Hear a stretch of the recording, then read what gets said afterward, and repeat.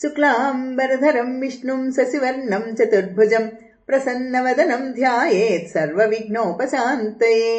गुरुर्ब्रह्मा गुरुर्विष्णुः गुरुर्देवो महेश्वरः गुरुः साक्षात् परं ब्रह्म तस्मै श्रीगुरवे नमः।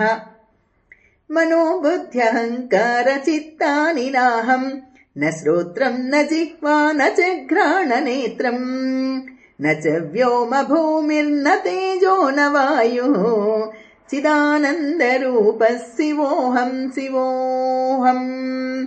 न च प्राणसङ्गो न वै पञ्चवायुः न वा सप्तधातुर्न वा पञ्चकोशाः न वाक्पाणिपादौ न चोपस्थपायो चिदानन्दरूपः शिवोऽहं शिवोऽहम्।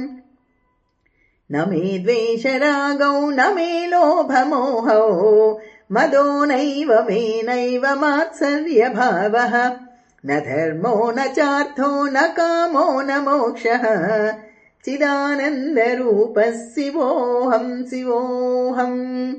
न पुण्यं न पापं न सौख्यं न दुःखं न मन्त्रो न तीर्थं न वेदा न यज्ञाः अहं भोजनं नैव भोज्यं न भोक्ता चिदानन्दरूपः शिवोऽहं शिवोऽहम्।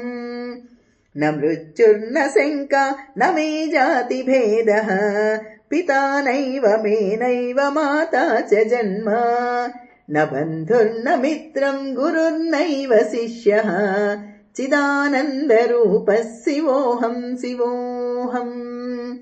अहं निर्विकल्पो निराकाररूपो विभुत्वाच्च सर्वत्र सर्वेन्द्रियाणां न चासङ्गतं नैव मुक्तिर्न बन्धः चिदानन्दरूपः शिवोऽहं शिवोऽहम्।